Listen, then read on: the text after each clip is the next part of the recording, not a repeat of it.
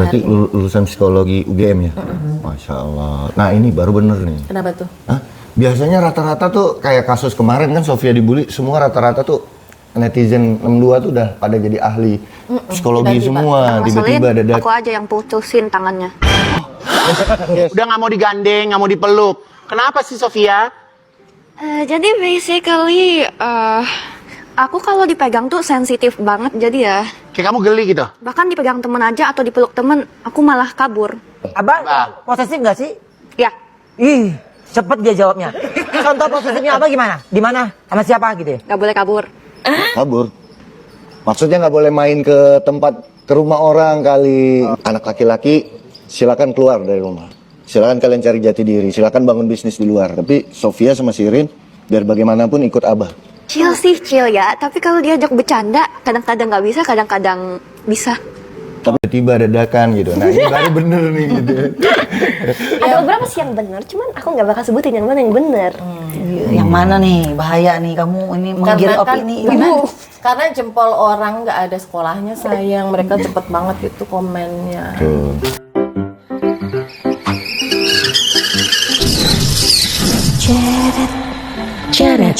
Cerita rumah tangga. Hai, assalamualaikum. Jumpa dengan Miss Inday dan keluarga dari Boy Hamzah. Yeay. Ini ada, aku panggilnya apa ya? Kak Boy, Om Boy. Om Boy. Dia suka Kayak aja gelah gimana gitu. Hah? Panggilnya apa, Abah? Iya kalau bahasa gaul itu kan menghormati orang mau di bengkel mau di mana gitu kan, anak-anak motor panggilnya Om gitu. Mau tua, Gimana, muda, Om? Mau tua mau muda dipanggilnya Om, Om ya. gitu. Nyamannya di situ Om Boy. Enggak apa aja sih, nyaman aja. Mau dipanggil Kak Boy, mau dipanggil Mas Boy, mau dipanggil Om Boy. Cuman kalau Om Boy itu kayak biasa karakter Om Playboy gitu.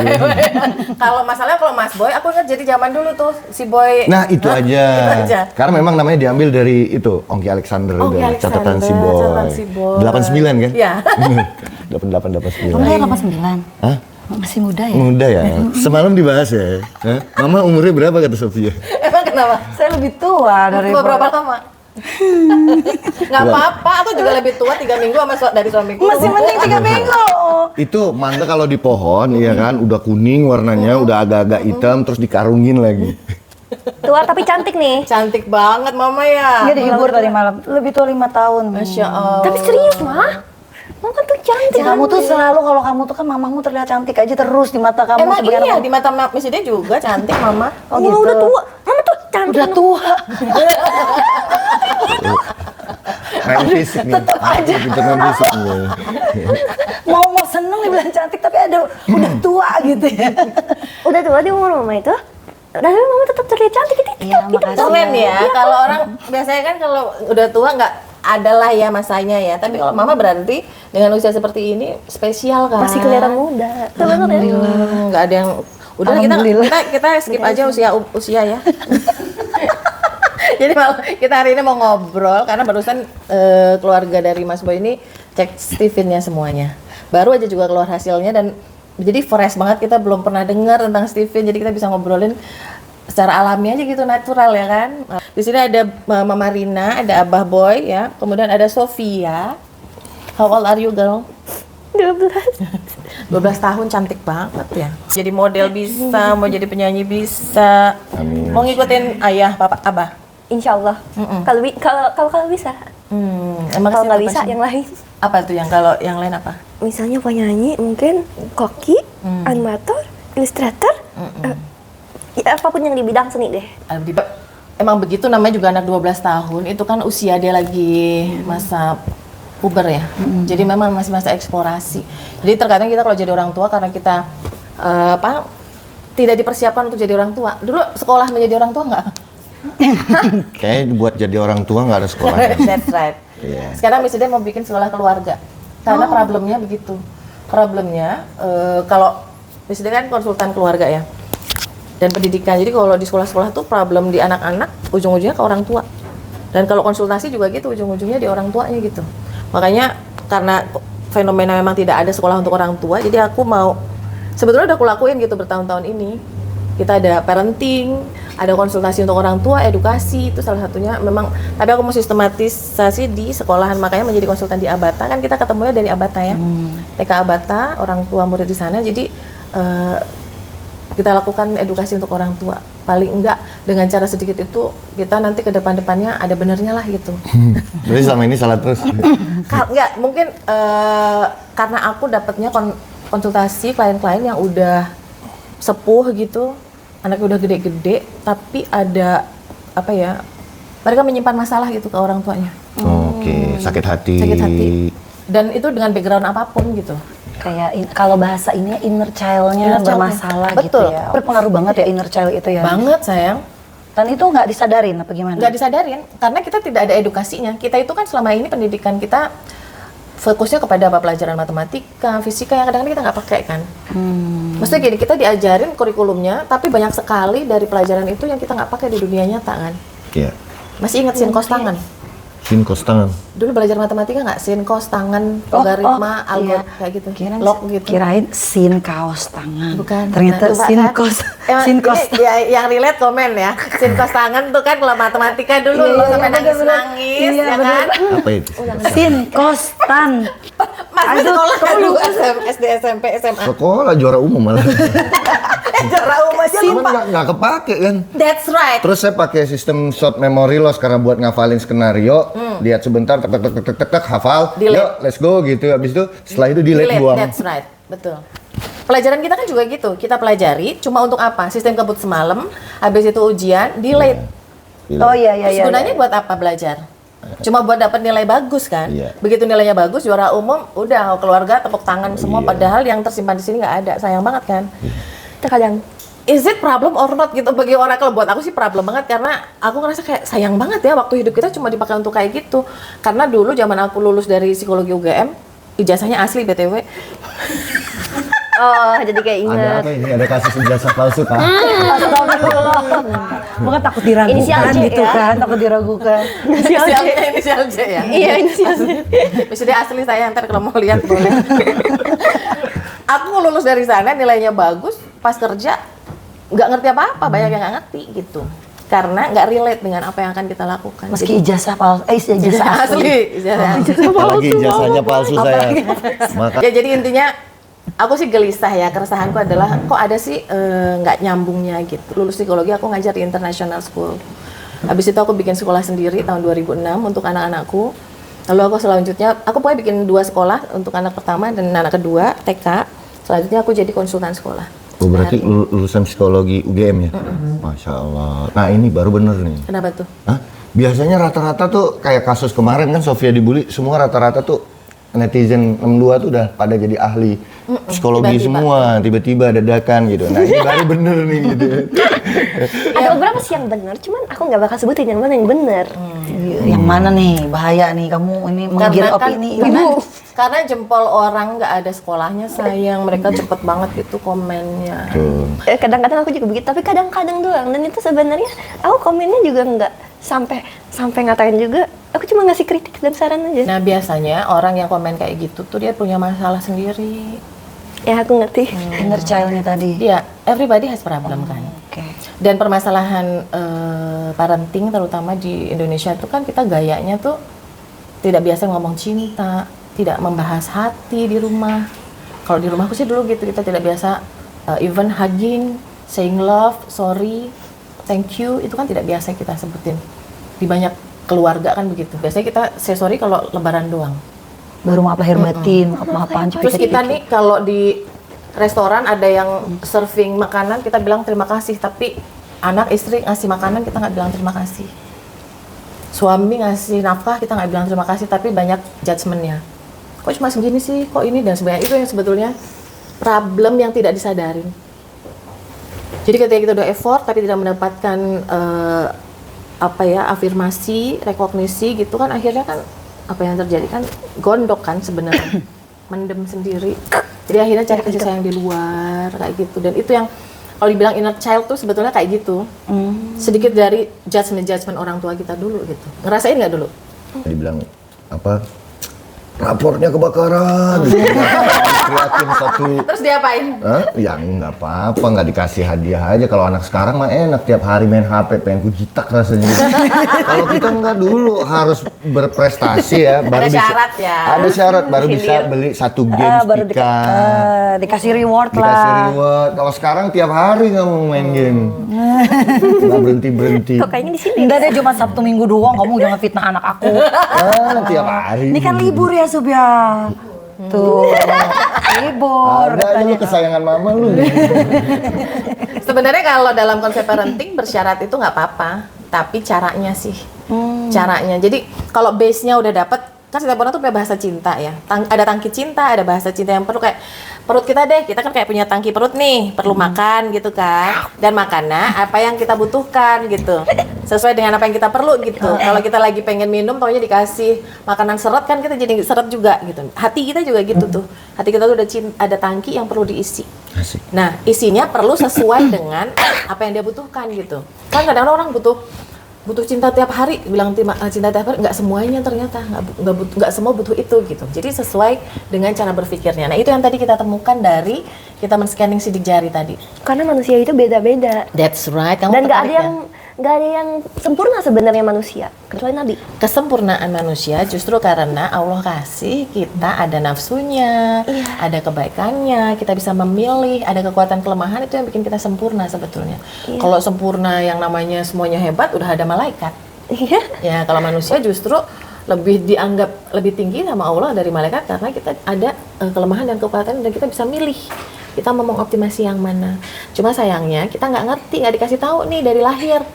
Nggak ada manual booknya, waktu lahir nggak ada manual book kan? Lihat nggak dulu di plasentanya ada manual book? Nggak ada kan? Pas masih kecil kan juga kita gak bisa baca ya. Betul, jadi kita karena nggak tahu, manual booknya nggak ada, jadi kita bingung, aku tuh kekuatan kelemahannya apa?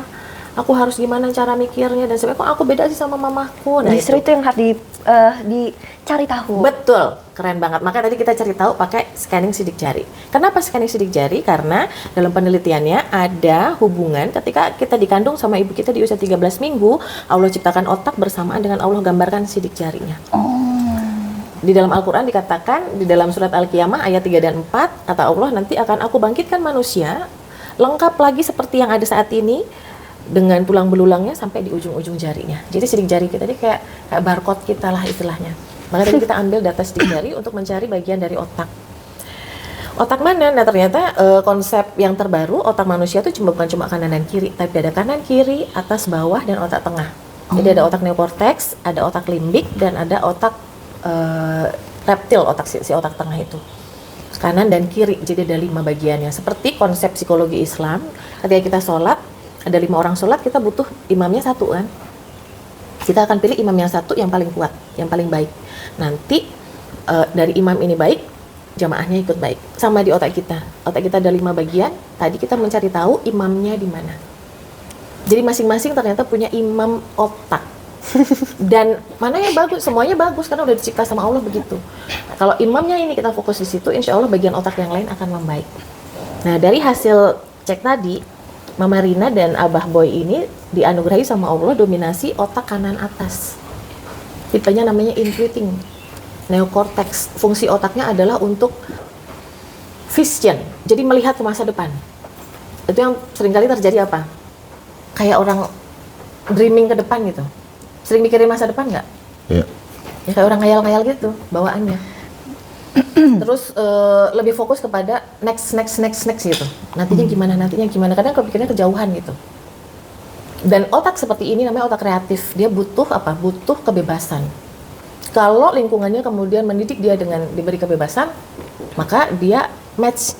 Tapi kalau yang otak kreatif dididik dengan military gitu ya, dengan aturan banyak, biasanya nih yang problemnya justru di sini nih. Gitu. Problem bapakku berarti. Didikannya militer. Didikannya militer bapaknya. Pertanyaannya sekarang nyaman nggak waktu dididik seperti itu? Ya, aku rasa nggak ada anak yang nyaman ya waktu dididik seperti itu ya. Emang militer didikannya dulu? Iya. Iya. Terus? Makan semua harus cepat, ya kan? Nggak lambat makan aja kita di. Tapi untuk berkreasi dibebasin kan? Untuk berkreasi boleh? Nggak ada hambatan sih. Dibebasin dia untuk berkreasi. Tapi pola asuhnya dikasih kebebasan. Pola asuhnya kebebasan maksudnya gimana nih? Dikasih ruang untuk punya ide, Boleh menetapkan profesi apapun. Yes, dikasih ruang untuk berpendapat, demokrasi. Ya, harus bisa menjawab sesuatu karena bokap juga lawyer kan, jadi harus punya jawaban atas segala sesuatu. Tapi Open mind ya? Iya, open mind. Tapi didikannya memang keras. Oke. militer.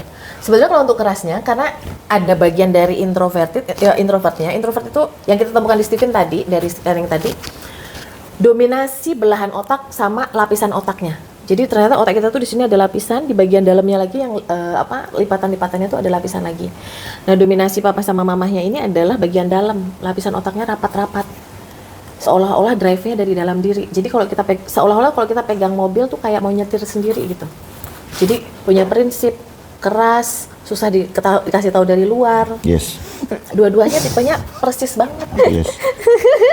Kalau sudah jalan aja melangkah gitu nggak bisa, orang yang harus geser. Memang gue udah mau ke sana gitu. Iya, perfeksionis gitu. Ini teori biologinya begini, fenotip sama dengan genetik plus lingkungan. Diri kita yang ada hari ini, Allah kasih apa yang modal dasarnya sama, kemudian diolah sama lingkungannya. Kalau modalnya sama dengan lingkungannya, pola asuhnya, maka jadi pribadi yang bagus. Tapi kalau misalnya genetiknya tidak sesuai dengan lingkungannya, inilah yang terjadi konflik nih, yang kita sebut inner child dan sebagainya. Contoh ya, ini burung, maka lingkungannya semestinya di mana? Di Terbebas. udara. Ikan mestinya di air. Tapi ketika burung taruh di air, Ikan taruh di darat. ikan taruh di darat atau di udara, problem. Jadi begini, selama ini kita nggak tahu genetika kita, maka alat ini mencari genetika kita yang bagiannya adalah ini, 5 bagian ini: jenis kelamin, mesin kecerdasan, drive, kapasitas, dan golongan darah. Yang kita temukan pakai Stephen tadi ini, mesin dan drive-nya. Jenis kelamin pasti berpengaruh. Laki-laki dan perempuan diciptakan Allah berbeda, of course. Allah ciptakan, di surat An-Najm dikatakan Allah ciptakan berpasangan laki dan perempuan. Laki-laki dikasih cara berpikir lebih logik, perempuan lebih beremosi. Maka pahami dari sini dulu ketika menikah, bahwa laki-laki pasti logika, perempuan dikasih otaknya pasti beremosi. Makanya perempuan dicekin aja langsung gitu. Iya, jangan dicekin. Buat laki-laki nggak masalah yang kayak gitu. Justru laki-laki itu akan bermasalah ketika dia lagi mikir, kita gangguin. Buat dia gangguan, padahal buat kita care. Iya. Nah, sesederhana itu Care, sebenarnya. sayang. Ganggu. Tuh kok dicekin lagi kan? Nah, gimana cara biar nyatunya? Dengan memahami, kan Allah bilang kan ilmu dulu ya. Dengan memahami ada ilmunya, maka kemudian kita sesuaikan treatmentnya. Ada kesepakatan. Jadi kalau misalnya Abah lagi mikir gitu, apa kesepakatannya? Berapa menit aku misalnya, jadi ada ngomong gini dulu, aku mau mikir sendiri ya, tolong jangan ganggu, 10 menit gitu ya. Kita jadi tahu nih, kita menjauh aja. Terus istri bisa bilang, tapi aku jangan dicekin ya, aku sedih gitu. Nah, yang abahnya menahan diri gitu. Mana makin jadi? Ceknya di kamar mandi kayak di mana kayak sebelum ngomong sama istri. Nah, itu cara untuk kita bisa berhubungan dengan pasangan atau dengan lingkungan yang lain ketika kita udah saling memahami gitu. Jadi kalau bahasa itu, bahasa I Know You yang dari bukuku yang kutulis ini adalah pahami cinta sesuai dengan kebutuhannya. Karena at-the-end kita kan kalau dalam Islam tuh pahala terbaik adalah ketika kita memasukkan kebahagiaan ke orang lain, apalagi orang terdekat kita kan. Apa sih bahagiamu? Sini coba aku treatment sesuai dengan bahagiamu gitu. Itu yang akan membuat hangat dan rukun. Apa sayang? Belum yang mana? Kamu mau memahami yang mana? Kalau perempuan itu kecenderungannya tadi tuh memilih itu membingungkan. Kalau laki-laki baju itu udah yakin dia. Kalau perempuan bahasanya kadang-kadang memang Bener sih aku membingungkan gini. Contoh gini, mau makan apa? Terserah. Terserahnya perempuan itu membingungkan bagi laki-laki, karena bagi laki-laki terserah itu berarti terserah aku ya. Otoritasnya di aku. Tapi kita kan kalau dibeliin terus, ya udah sate. Ya jangan sate dong. Nah itu kan gini. Tadi itu udah terserah. Gimana sih? Nah, ini juga perlu paham ya. Gak jelas. Mana lu? Jadi terserah perempuan ternyata adalah ayo tanya aku sampai kamu nemu apa yang aku mau gitu. Aku suka sate. Gak apa, aku nggak picky kok dalam Memang perempuan makanan. itu suka menyiksa ya. Iya, Udah capek di luar, sebetulnya udah itu capek bukan kerja. menyiksa, tapi maksudnya perempuan ada kebutuhan dia untuk diperhatikan ekstra. Tangki cintanya. Iya, tadi tingginya dulu. lebay emang perempuan emang biang keroknya di situ sih. Soalnya emang begitu. Terserah. Udah sate. Ya kok sate? Aku suka sate. Ya udah soto. Wah, basah banget tuh kayak gitu. Maunya apa? Jadinya kan laki-laki sebel katanya terserah. Laki-laki ketika terserah udah oke, otoritas di aku. I'm going to choose something that it is special for us gitu kan. Tapi ternyata perempuan yang biang kerok. Jadi memang gimana kesepakatannya? Misalnya perempuan udah ngomong, "Terserah deh." Oke, berarti lagi-lagi perlu mikir bahwa terserah nih menurut dia sebenarnya. Bukan menurut aku, gitu kan. Terserah deh gitu. Oke, aku lagi pengen sate, kamu apa? Gitu. Coba tebak, masih gitu kan, masih nyebelin lagi kan perempuan kan. Masa kamu gitu aja aku nggak tahu. Nah itu kadang-kadang tuh kita perempuan juga mesti ngerti bahwa itu menyiksa laki-laki Tuh, sebenarnya. siksaan terberat loh buat Capek banget mereka. perempuan. Tapi kan itulah seninya hidup berpasangan. Coba kalau maaf ya, yang akhirnya ketemu yang sejenis, problemnya kan nggak di situ lagi gitu. Oh itu tidak boleh dokter. Dan nggak boleh. Nggak ada kayaknya. Dan nggak boleh, makanya Allah meminta kita untuk berpikir, memasangkan kita dengan yang berbeda. Di situ ada pahalanya. Ketika kita mau mikir, mau mengerti, Ada ujiannya. Ya? ada ujiannya di situ dan kita lulus untuk saling ngerti, maka pasangan yang akan lama banget bersamanya adalah yang memang kedip aja udah ngerti gitu. Gua ngerti dia maunya gini. Kenapa matamu kenapa? Iya. Kayak gitu. Kemarin aku ketemu teman aku Apa tuh? cowok, tapi dia cenderungnya ke emosi, aku cenderungnya ke logika. Nah, ada. Nah, ini nanti beda lagi sama Sofia. Sofia dikasih sama Allah dominasi otaknya otak kanan bawah. Ini dia yang tadi kita temukannya belahan otak dan lapisannya. Sofia dikasih sama Allah dominasi otak berpikirnya adalah feeling. Mikirnya pakai perasaan. Seorang perempuan perasa golongan darahnya O triple perasaan dia. Perempuan banget nih Sofia nih. Pesan dikit-dikit ngambek, dikit-dikit ngambek. Ini yang capek mana tadi? Capek ya Sophia? Itu lelaki nomor 1 yang stres menghadapi Sophia ini. Lelaki korban aku. Dia apa tuh dia? Dia apa? Nah, thinking lagi. ketemu lah. Cowok banget kalau dia thinking, laki-laki thinking, introvert, extrovert. TE Goldar O ya. Kita extrovert. Laki-laki. Kalau thinking tadi logik berarti lebih ke thinking. Perempuan perasa berarti lebih ke feeling. Itu berdua ini Iya, itu selalu kayak seperti ini. Air sama api, anjing Yes, sama kucing. betul. Iya. Tom and Jerry. Yes. yang ini perasa. Perasa itu logik. Itu suka aduh saya Pada tuh bagian pasangan ini aja, urusan laki dan perempuan aja bermasalah. Ini kayak gini nih, ini berhubungan lagi dengan cara berpikirnya. Udah anak laki, anak perempuan. Plus cara pikirnya sangat berbeda. Nah, ini perempuan banget, lu laki. Ini laki banget, ini perempuan. makanya dia mau jadi itu apa sih MMA Naik ke juara atas aja takut sendirian. Nah, ini contoh ya, perbedaan telaknya thinking sama feeling tuh di sini nih. Kita lihat ya. Nih. Ini lo feeling si perasa ngomong melulu, si thinking pakai logik. Kalau intuiting, kreatif. Nanti di sini lagi beda nih. Anak thinking fokusnya pada pelajaran, feeling persahabatan. Iya benar. Dia sangat fokus pada manusia. Yang Untuk jadi bersahabat. Persahabatan ini Semuanya bisa. Nih kakak, nanti kalau kakak mau jadi feeling yang baik, yang begini nih. Ada keinginan terkenal, disukai orang, banyak teman, tapi kadang baper dan santai. Nah kakak, kalau kakak tadi ya pengen jadi penyanyi, pengen jadi apapun itu, ujung-ujungnya sebetulnya pengen terkenal dan disukain orangnya aja. oh Gitu. Disukai orang itu jadi poin banget sesungguhnya. Jadi kalau nanti tadi sebetulnya dia bilang ketika ada komen-komen tuh nggak peduli, sebetulnya itu adalah defense mechanism aja sebetulnya. jadi tempat tetaplah dia ada Tetap deep memikirkan inside, tuh dia kan. sebetulnya, dan it's okay sayang, it's okay to be honest, it's okay with your feeling. Bahwa itu menyakitkan, iyalah. That's why mesti disaranin sih nggak usah dibaca. You still have your own world, yaitu apa itu? This is your family. This is the safest place for you. Kalau di luar sana, ketika udah di sosial media, orang bisa ngomong apa aja dan kita nggak kenal sama mereka, jadi kita nggak bisa mengatur mereka. Jadi kalau untuk menjaga hati kamu, biar kamu nggak gampang terluka adalah kamu cari tempat yang paling aman. Di mana itu ya paling bagus adalah di rumah, di keluarganya. Untuk bisa saling mengerti, saling ngomong, saling mendukung gitu. Berpelukan, sebetulnya kakak makanannya itu pelukan, pujian. Iya makanya. Tapi kadang suka kayak dipeluk tuh.